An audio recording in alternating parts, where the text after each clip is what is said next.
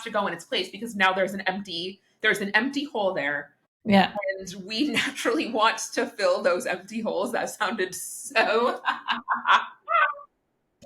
so exactly as I wanted it to sound. I mean, yes, though. We want to fill our empty holes.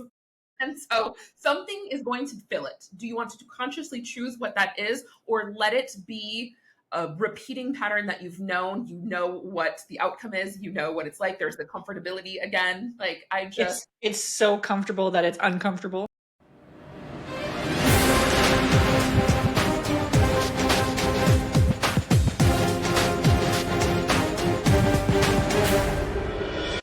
Okay, so the story I wanted to tell you from yesterday. Yeah. This is my meditation practice at work here, I think. Maybe, or like a result of. Okay. Yeah. So, you know how ragey I am. And James has, I'm going to give you the full ADHD backstory here too, obviously. James has a lock on her door, but the lock isn't with a key. It's like it locks from the inside, but you can take like a coin and twist from the outside to open the lock. Right. And honestly, I don't even know why there's locks on these doors to begin with. The house came with them. Somebody put them in. It wasn't me.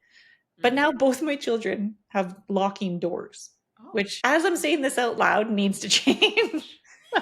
But you just get so accustomed to things. Like, it's just whatever. That just exists. So it's going to continue to exist because what's the big deal? Actually, this is bringing up a whole other theme. I'm going to write it down so I don't forget. Theme, underline. Okay. So James's door, Lennon knows how to unlock. We all know how to unlock it because we got locked out once. And I was like, no problem. Like, we just use the coin, open it, blah, blah, blah. Here we go. Well, Lennon's, the room that she's in now, has a key that locks the door. Like, it's a legitimate lock. I think it was from over a decade ago when maybe someone lived here that was a renter. I have no idea. But the room is lockable. And then it was my office. Anyhow, Lennon decided to lock it from the inside and then close the door on the outside, effectively locking everybody out of the room. Her window is unlocked, but it has like a bar, so you can only open it a certain amount to prevent intruders, because there's so many intruders here. But whatever, it's a safety thing. And so we're not getting in this room. The keys for the room, this is the part that blows my mind, which is so fucking stupid. They are hanging inside the room on the door hinges at the top. Yeah. They've been there forever because here's the door. Go on the other side? Well, why would you leave keys for a locking door inside the room? Right. Well, a lot of houses, they'll have the key at the panel right above. And that's the purpose, but it's on the opposite side of... It's on the correct side.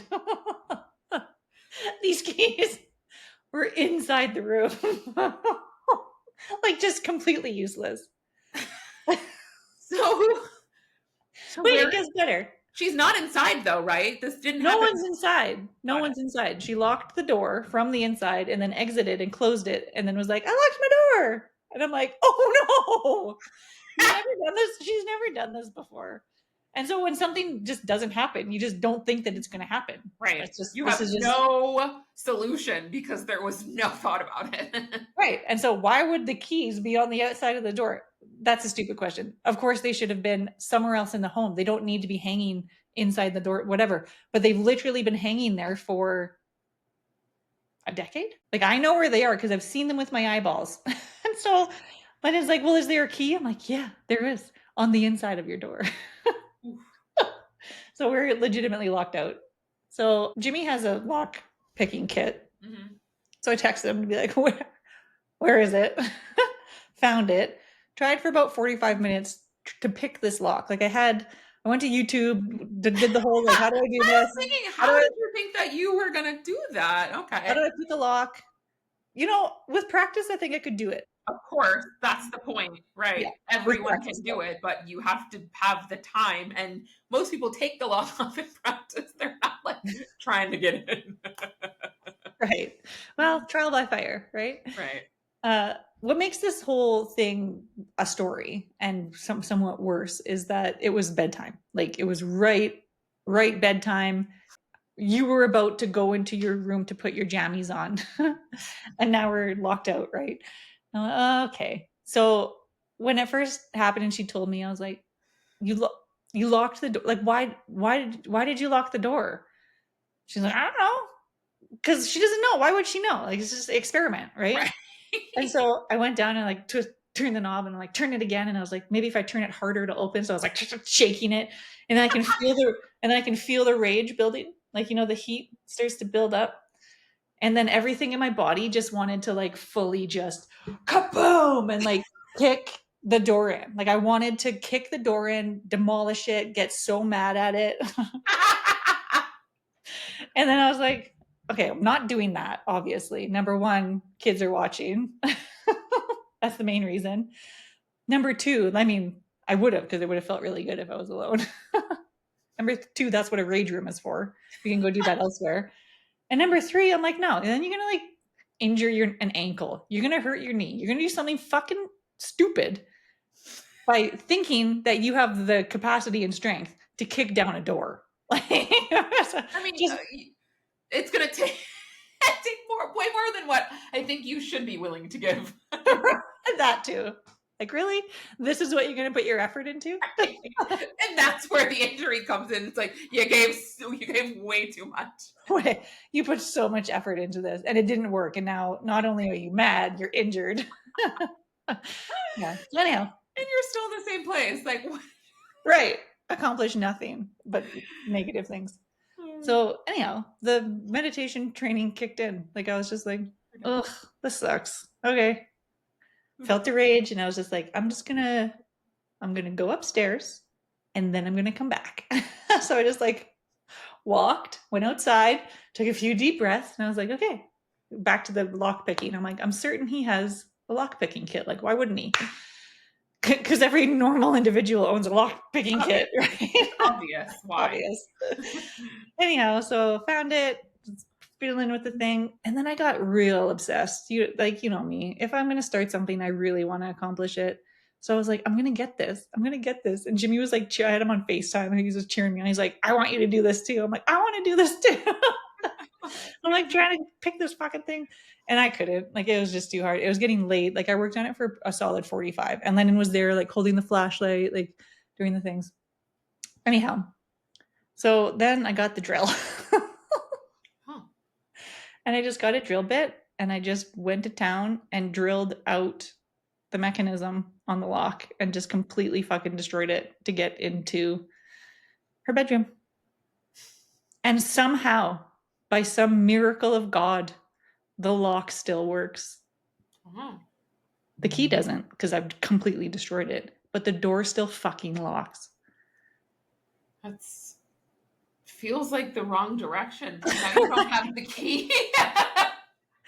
So now I have the keys. The door's open, and I was like, okay, well, I tested it straight away. I was like, Lennon, this still locks. So until we can replace this knob, no more locking of the door. Just okay. Like, just so nonchalant. Like, it just, none of this was a big deal. None of it mattered. Just another regular day at home. Right. Experiment accomplished. One of them has the flashlight. One of them has the vacuum, as there's like metal shavings going fucking everywhere. And I'm just going to town with the drill on this lock. But I stayed calm. And in fact, it was enjoyable. Like, the whole thing was fun, because like Linda was asking, like, what's this do? And what's that do? And what are you trying to do? And what should we do next? And I was like, what do you think we should do next? And like it turned out to be like a really cool and interesting adventure. Exactly. Instead of me just losing my fucking mind. And potentially just making everybody cry. I tend to be good at it. Myself included. I literally just said that. Did you? Self-included. No, for sure. Yeah, I didn't have to cry myself to sleep. Or sleep with the parent shame and guilt of once again doing something shitty. Oh my gosh. Yeah. So that was the adventure from yesterday. Rage management. Emotional regulation. Yeah. Instead of emotional damage. Do you know where that comes from? What? Emotional damage. My kids are saying that. They've seen it on YouTube or something. They Really? go, emotional damage. And I don't know what it means. I mean, I know what emotional damage means. All right. No. But apparently it's some meme or something. Apparently it is a meme. I just looked it up. Oh, okay, great. Joe Rogan style.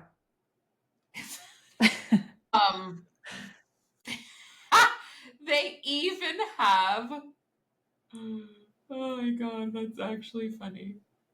As always, with any good meme, they have a song and a trap song at that. Oh, a trap remix? My kids love trap music. So let's look at the rig first. Their favorite first. Okay. We'll look at the trap song. Stephen He. Finally, some action. Stephen, when you get so fat. This is it? No, Emotional damage. You want some? You probably could just hold down the block button. Is that you? Wait. Emotional damage. Why is it in the game? For 10 coins, this potion will boost your attack power. Hey, haven't seen you since high school. Oh, block. Yeah, I just got back from college.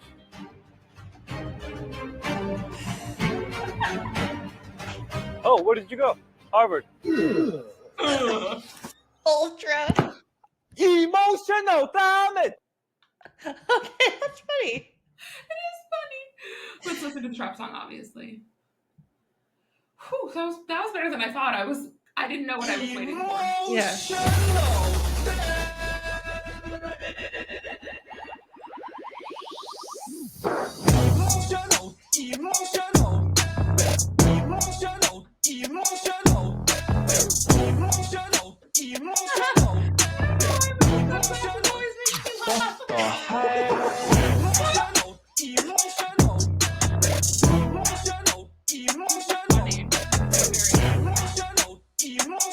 Oh man.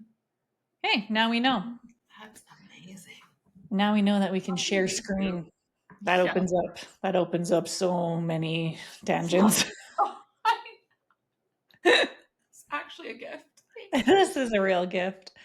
Yeah, so that now I understand, and it's actually quite funny. I enjoyed once he got into he's a character in the video game. That I figured that it had to be a video game just because that's what kids do, right? Yeah, They're either watching video games or playing video games.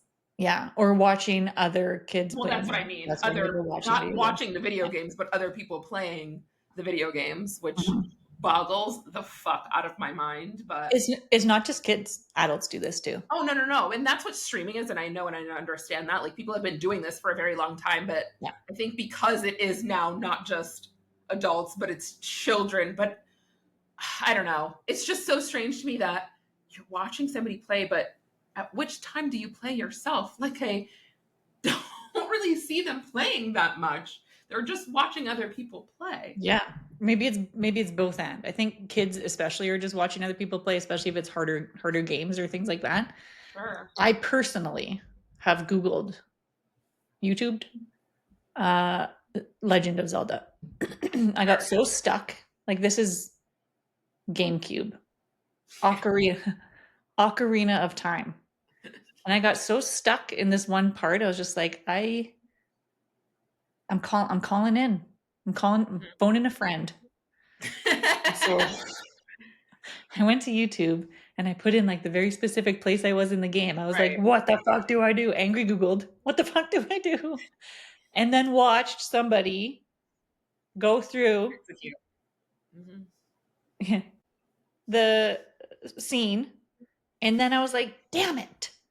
Like it was helpful, obviously, because then I could carry on with the game. But then the other part of it was like, why didn't you just keep going? Right. Why didn't you just keep trying? Why didn't you just keep? I'm going to circle back to my theme here. I'm going to circle back to my theme here eventually. Wow. And I'm not going to finish that thought because I'm just going to start a new one. It's like when you're fasting, or meditating. I'll use meditating again. It's been more of a struggle. The farther I get away from this Vipassana, the more effort I need to put in to maintain, obviously. my meditation practice here, and I have. And then I'm also creating excuses for myself. Where I'm like, oh, let's do 30 minutes today. Sure. So I do my 30 minutes, and then the 30 minutes is up, and then I'm like, fuck, I could have sat for longer. Why didn't you just sit for longer then? Like, this is, maybe it's my mind, maybe it's multiple people's minds, but it's just like, when you fast, I fasted for 18 hours. Why don't I do 19? Why don't I do 20? Why don't I do 24? Let's see how many hours I can fast. And then you eat, then you go, oh, what if I did one more hour? Mhm. Like, sometimes there's always this, like, just out of reach, what if? Mhm. So at what point do we decide that it is time to call it? Time to phone a friend? Time to end the thing? Do we? Do we need to? Does it even matter? Is this even worth a conversation? Is that everybody's mind, or is it just mine? I'm always like, oh, I could have done more. I think, I mean, I wouldn't say everybody because that's way overgeneralized, but Yeah. I'm sure so many people live in that experience of I could have done more and I should be doing more. Because Sure, that's sure. the shame part that comes and the guilt Yeah. of you've seen where you're at and you're like, I know I could have done more. And there is a sweet spot that exists there between that knowing and that being okay for that Enough. moment. The satisfaction and of the Right. moment. Yeah. And it's obviously situational, you know? Yeah. Yeah. And how much does it mean to you, to whatever is on the other side of that hour? And obviously, I will not name that for you, especially in this respect, but there's also got to be something. And does there, though, also, does it have to be so incredibly That's my point. meaningful? Like, if I want this, if I want this to have any longevity to it, am I going to, I don't do well with that. Like, I absolutely thrive in structure until I don't. Like, that's just, I think, the very ADHD Sure. part of my life where it's like structure. It's going great. Then I'm bored. Yeah. And that's the point, that spot that you get to sit in of, does that matter to you? Is that a pattern in and of yourself that you no longer want to take part in or be about? Right. I was, interestingly enough, thinking this yesterday or someday this week about me having a specific way of being. And I have often also associated it with ADHD. And I want to also be careful of making that as an excuse of a certain pattern, behavior, way of being. I can see both sides of it where, yes, of course, that's going to create a certain type of behavior in a certain way for my brain to think of a way, but that doesn't mean that it has to be that way. I can rewire against that and choose whatever the fuck I want, design or not, like, it doesn't actually matter what what I'm working with already is there. I can build for different. It's not even necessarily better, but just different if I want to. That's the key, though. Do you want to? And I think that's the big question. And so much of what we do is, do I even want this thing, or why am I continuing to do it, or what's the structure for, or whatever habit, because at the end of it, like, I'm going to be real general. You either do it or you don't. There's no in between. There's no trying. No, you do or you don't. Yeah. And then those do's and don'ts, they then become patterns after you start doing more and you start not doing less, That's all. Yeah. And I had a conversation recently, and I'm going to bring this up because I find it fascinating. And this person I was speaking to, I'm going to use the word struggles with this particular function. nuance. Sure. Or lack of function. Yeah, right? yeah. So it's like, get into the habit, on a roll, gets bored, stops the habit, falls into bad patterns. Right. So it's kind of this is the pattern that keeps repeating. It's like, I can be structure. And so my offering was restructure. Like, where do we notice? And this is now tying in the theme that I wrote down that I wouldn't forget earlier. How funny. Yeah. So here's the theme. The theme is that it's really hard to be motivated when we're at ease. Yeah. When things are just going great, life is great. What is motivating us to be greater if we want to be? Or even what is motivating us to want to be greater, to continue to grow, to evolve, to change, to not be stagnant, basically. And it's like, it's not an easy task to find something that's motivating when life is like just fucking going great, because most of the time we just want to stay in that greatness. Mhm. And also, when you're in the spiritual world and you get into this level where let's just say we've up leveled to this place where it's like, yeah, everything is great, because we know there is no such thing as right and wrong. We know there is no such thing as great and bad. We know there's, everything's just this kind of impermanent whatever. So what do we do to motivate then? What do we do to actually decide in those moments to choose to take this path instead of this path? Right? So it's not an answerable question. I mean, everything's answerable, but everyone's going to have their own idea. But anyhow, the reason the offering that I gave was like, at what point in the structure you get bored and then you're going to stop doing the thing, but you don't want to stop getting the result of what the structure brought you.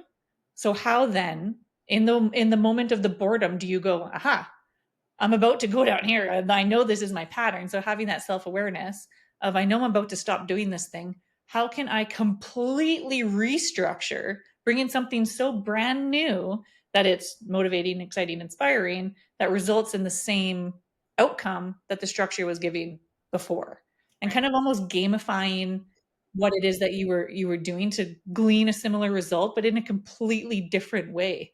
And it actually made me excited. Like to think of a new system, new structure, new pattern. And essentially it gives the person a new problem to solve. Yeah. Yeah. Is reminding me of a cycle in and of itself where you get an idea, and at least this is my pattern because I have such an investigator, experimenter type of just mind and energy, that I seek something as far as an answer. I do the thing, I test it out, and then I do get bored because I've already gained essentially like the knowledge and the results from that. And then I get inspired by the ideation again. And so there's this moment that exists right before I ideate again, is where I've sort of hit the kappa stage. Like I've settled, like you're saying, there's ease there.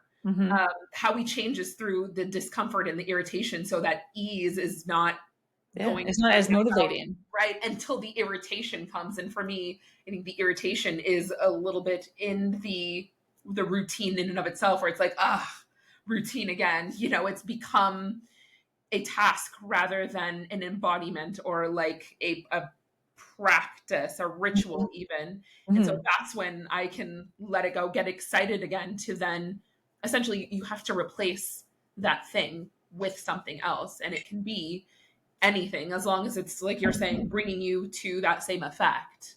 But like then, right? And most of the times it's not. Most of the times people will go, this is boring, I'm going to go do this thing, and fall into some poor pattern. Sure, right. Or something that they know worked for them before, or self-sabotage even. This is, I think, where self-sabotage will show up. It's like, well, I didn't do it today, so I won't do it tomorrow, and I'm not doing it tomorrow, so I'm not doing it the next day. Right. And that you try not to use should, but like that's why you should be replacing. This is a replacement. Yeah. Something has to go in its place, because now there's an empty hole there. Yeah. And we naturally want to fill those empty holes. That sounded so so exactly as I wanted it to sound. I mean, yes, though. We want to fill our empty holes. And so something is going to fill it. Do you want to consciously choose what that is, or let it be a repeating pattern that you've known? You know what the outcome is. You know what it's like. There's the comfortability again. Like it's so comfortable that it's uncomfortable. Well, that's then again when the change comes in. Now you're uncomfortable. Yeah. Now you've sparked yourself. So it sounds like potentially an answer to how to remain motivated or inspired in ease is developing curiosity. Yeah. Or some practice of curiosity. Yeah. So whether it's learning, rabbit holing, finding something new to study, investigate. Yeah. I think that finding new questions to answer. Yeah. With the fact that we probably both have ADHD, like that really helps for me, because it gives me that engagement, that dopamine again, where now it's something new and I get to learn about that and potentially create a system sink for my it. teeth into that shit. And yeah, Create right. a system and a structure Is for it. the ritual, how I apply it Yeah. to my life, what I learned. I always learn and then I apply to my life first. And that's also why I don't tell everyone like all of the things, because Guess what I'm doing now? Because in 10 days it's gonna be totally different. yeah. Like I'm part. already on to the next one by the time I'm talking about this thing that I did. Yeah. Quite literally, by the time this podcast episodes get published, we're on to the third thing. Yeah. New routine built already. Routine done. Yeah. I'm meditating for 5 minutes a day. Right.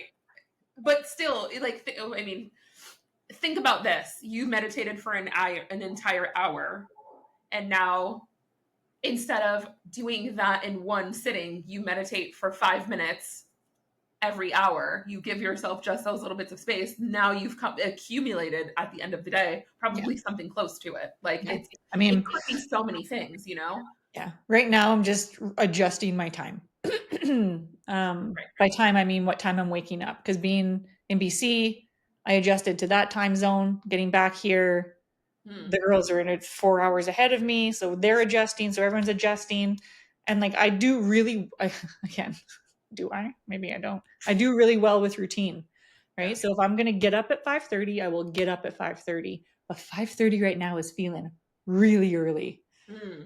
5:30 is 4:30, and I don't want to be up at 4:30, right? Like as I readjust, and it's like now I'm going back to BC again. So it's just this excuse that I'm giving myself. Like just do whatever you're gonna do for the little while, knowing full well when school's back in, it's routine, and then I'll thrive in that way. So right now it's learning how to thrive in what's present, and isn't that the gift? Whatever part of the cycle that you're in, like it's.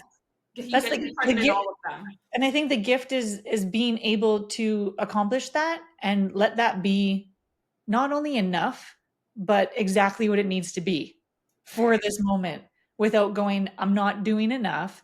It's not what I expected. It's not this, it's not that. And just like being in a shit mental state about it, instead of, okay, I did 30 minutes. That's pretty good. And there might be another 30 minutes later, to your point about adding and getting to the hour, you know? So I think it's just a practice in acknowledgement as well, self-awareness, always, and not being a shitbag to yourself. Unless that motivates you. Unless a little shame is motivating. I noticed that and I also noticed these two things. I can be a shitbag to myself and complain about so many things, but I only also allow myself, and this is the rule that I just have, to be that complainer and a fucking shitbag in the process of doing the thing. Right. I'm climbing the mountain. Exactly. Motherfucker. Yeah. You know, like, God damn it. You stupid whore. You stupid fucking whore. As you're just yeah. There's no lack of action between the two of us. But then also, you know, to even that perspective, when I look at my life, I also see, holy fuck, I do nothing for a lot of it as well. As much action as there is, I've come to such an harmonious place where there's also so much of not as well. Non-action, but that isn't attached to some negative. No, not at all. And it's not even necessarily like non-action. Like I think we think that non-action rest is being horizontal on the couch and doing absolutely nothing, but that's not what it looks like for me. Yeah. Sometimes it's really slow movement and it's just that, like being in the kitchen dancing, like it doesn't really matter. But there's also just like, to me, it's kind of doing nothing. Like I'm not being productive in the sense that we consider productivity, but it's productive for my energy and my life and who the fuck I am. That argument can be made in so many different ways. We're always taking action. We're always not taking action. We're always productive. We're never productive. Like, once again, we're back to duality. Non-duality. Yeah.